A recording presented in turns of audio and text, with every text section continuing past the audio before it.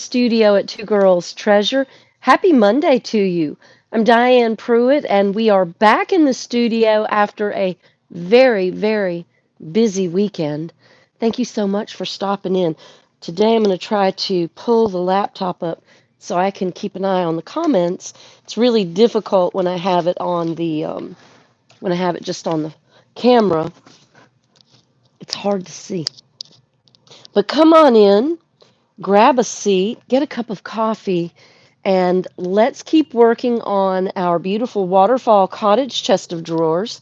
We're going to pull this tape on these molds, these castings that are clearly very well glued on by now. I'm not going to throw this tape away because all this did was act as a placeholder, and since it did such a great job, we're going to employ it again.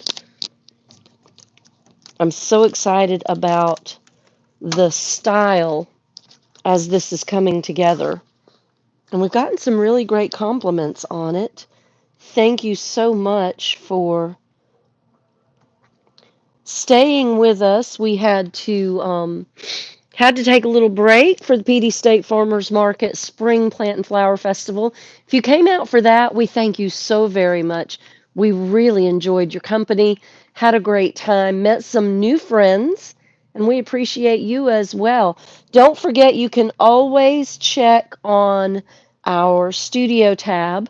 I went through it last night just to make sure some of the things that I knew you would be looking for were available. Now, the window class I need to put back up. I know some of you were looking for that.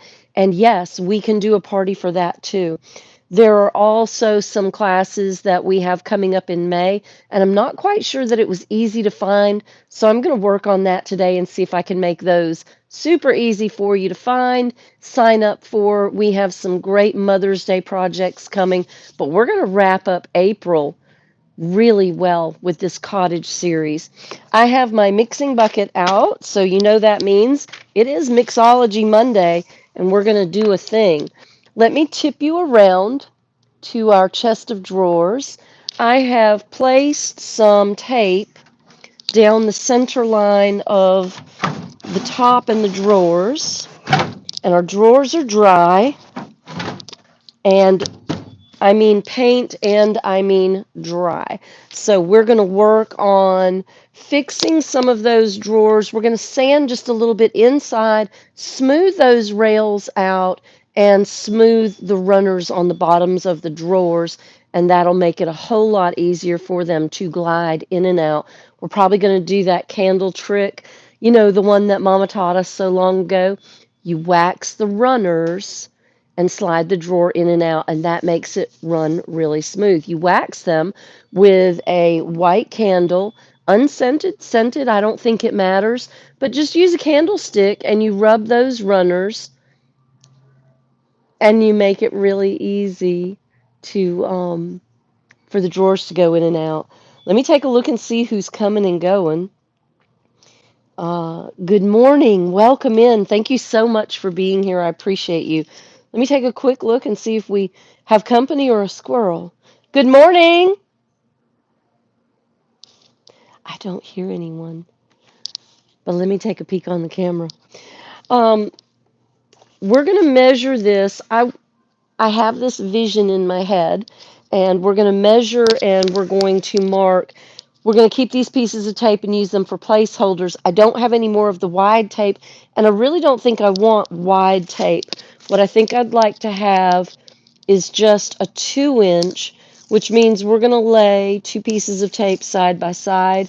Not easy to do because you inevitably either lay the tape over itself or you lay the tape crooked and you've got a gap.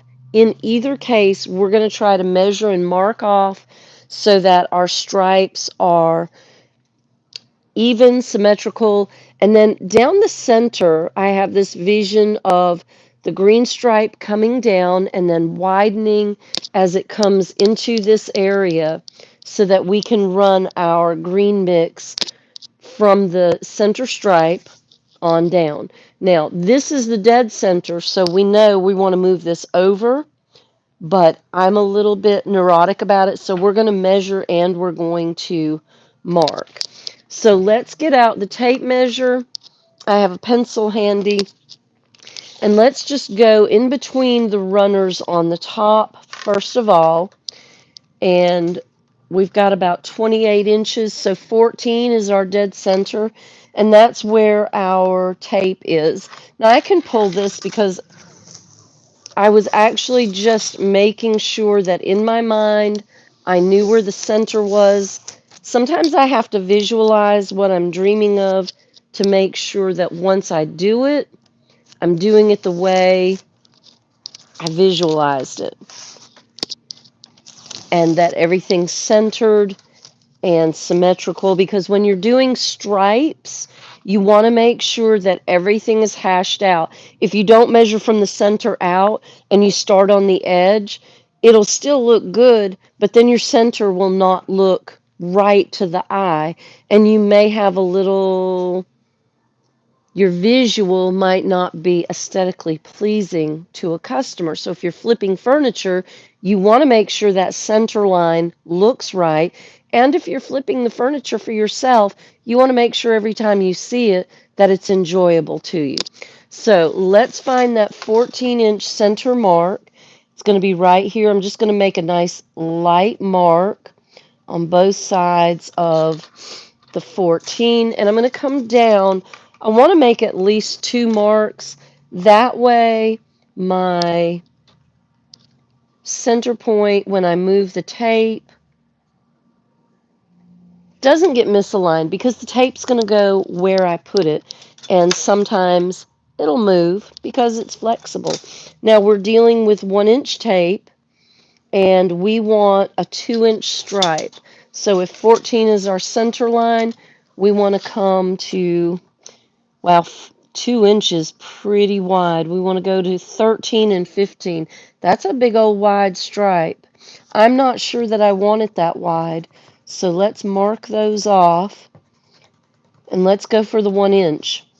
So we're going to come in at 13 and a half and 14 and a half, and then that's going to be our stripe. And then we're going to do the very same thing. We're going to come in, and every inch we're going to mark going across the top. That way when we lay the tape down, our stripes are straight. It's easy with tape to get your stripes off the mark, and then they just look funny. We're going to have a little skinny stripe on the edge, or a wide stripe. I think I can go with a wide stripe. I think it'll be just fine. So 14 and a half, 15 and a half, 16, 17, 18, 19, 20, 21. Did you know it was this tedious? It is. Good morning. Welcome in. And there we go, and we'll just have our wide stripe here too. Now let's come down, and we'll do the same thing on this end, because we want to make sure that our stripes are straight. So as we pull tape, we want to make sure they come down the front straight. So we'll go here. This is our center, and we'll just mark those gently and quickly. And we will roll off both sides, and there we go. There's that, and here we go. Still battling the sinuses and the medicine. Oh my goodness, y'all. I hope you are not sinusy and congested. I hope you are one of the few who are feeling good. Now, we've got a good baseline all the way across. We've got 2 marks, so once we start laying down the tape, we should be able to lay it in straight. I'm going to take this first piece of tape back up, and let's go ahead and do our center line first. When we lay it down, we want to make sure we're all the way to the back side, straight on the line in the center, and straight on the line in the front. And we'll just come on down for good measure. We don't really have to mark this center because we know that that's where our, we're going to paint this line, so our tape's going to come over.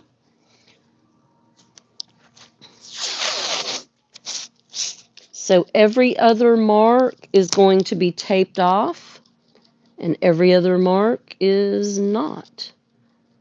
That gives us the place to lay down our paint. Before we lay down our paint, we're going to do the striping trick. And if you're not familiar, the striping trick is the clear coat that you lay in once you have your stripes taped off.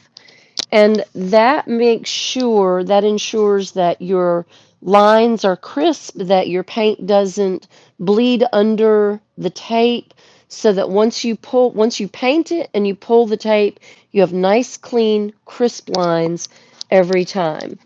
So we will do all of this taping down, but that's how we're going to start. Now, let's get to the mixology because that's the fun part. We have this beautiful cream color that we used on our framework, and while I do love it, I still just feel like with all of the florals that we're working into this piece, I really need a cottage green.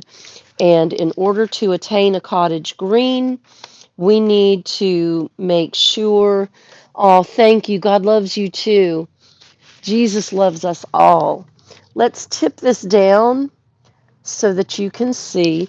We're going to take, Mel has already worked this out. We talked about it. Mel did the work. We're going to go 3-to-1 with our custom cream to our fresh sage. I'm also going to add a little bit of water because I want to thin this down just a little bit. So we've shaken. We're going to shake one more time. And we're going to pop that top off because it's so easy.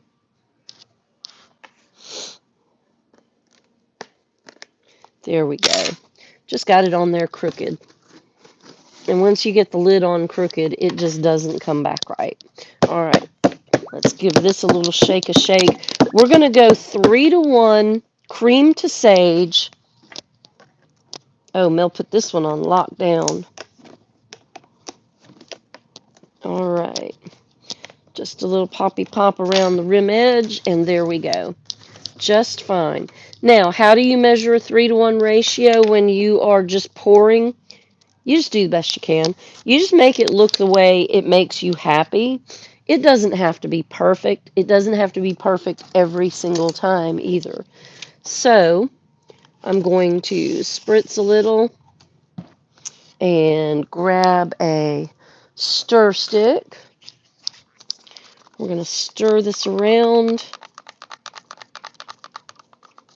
It's such a creamy, beautiful, buttery color. Let's just pour some in. We don't need a lot, but we want to make sure we have enough, not just for this project, but we also have the headboard to do, and we're probably going to create a blanket ladder to accompany this cottage so that we have a whole series. All right, let's get all of the creamy goodness down into the pan. We'll set that to the side because we're going to use it. So we have just a good coverage on the bottom of the pan. Let me add a little more water to this, and we'll stir that once we stir the sage in. And then let's just get a good 3-to-1 ratio or something closely resembling that into our pan. And I think it's not going to be hard because we'll just do the center section with the sage. And that should be 3-to-1 because there's really 3 sections to this pan. So let's see if that works for us. We'll scoop the rest of the paint off. And let's take our stir stick. And let's go ahead and mix this gently because we have water. And I did not put an apron on. But let's see if we can get this to the same Beautiful, creamy cottage green that Mel got it to. She's not here until later today, so I hope I do this right. Mel is such a beautiful and kind soul and so super creative. So it is great not only to work with her, but to work on some of these projects with her. Welcome in. Thank you so much for being here on Mixology Monday. We're continuing our cottage series on our waterfall chest here at Two Girls Treasure in the studio. And we are mixing our own version of a very kind, gentle, fresh green, perfect for our cottage series projects this week. I'm hoping we will have the time to get this chest of drawers done. Just a beautiful sweet pea green. Absolutely love this.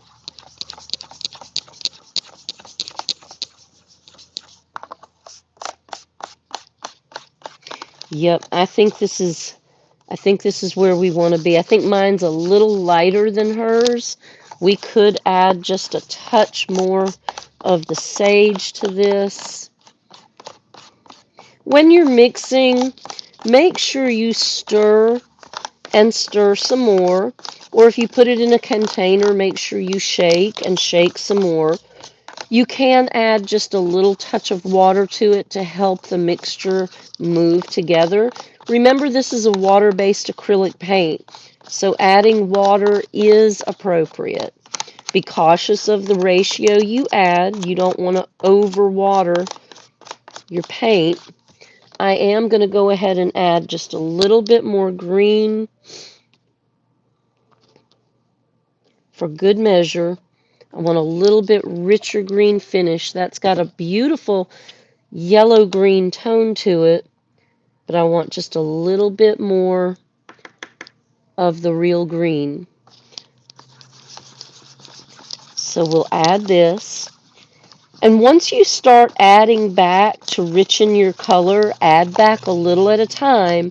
If you overmix, you'll end up chasing the color, and you'll waste more time and you'll waste more paint, and you probably won't get to what you were looking for. So add back your color a little bit at a time. Start with your light, add back your dark. Stir and mix. I'm going to go in all four directions to make sure that I have all of that sage green goodness mixed in here. And I still think I might, no, I think I hit it right there. I think I hit her nail on the head. So since we're right here, let's go ahead. I'm going to tip you back up to the chest of drawers. And let's go ahead and run that first stripe of color in. Do you want to? Let's see what we can do here. I'm going to brush off most of that sage because I want to make sure my color is not contaminated. And I know I'm using a brush I just used. But let's lay that color in and let's see how beautiful that green is going to go with that blue. I think it's going to look amazing. I'm really excited. I've got to stop there because we need to run the stripes, we need to run the clear coat, and then we need to run our green and then cascade it down the center. I think what we'll do is take these two stripes, and as we come in, we'll bring our green full into this section where we're going to lay in our spray of roses. We'll get to that tomorrow. Today I'm going to try to finish those stripes and Tough Top and some more of the mold sets so that we have the cascade of our florals all the way down both sides of the drawers. I'm going to take the drawers out, sand the runners, sand the slides on the inside, clean those up a little bit so the drawers slide in and out much easier. And then tomorrow we are going to take on the finishing touches on not only our stripes, but on all of our florals. I hope you can be here for that as well. Have a beautiful day. Thank you so much for joining us. I'm Diane Pruitt. We're in the studio at Two Girls Treasure doing Mixology Monday. Stop in and see us anytime. Y'all take care of yourselves and take care of each other. Bye now.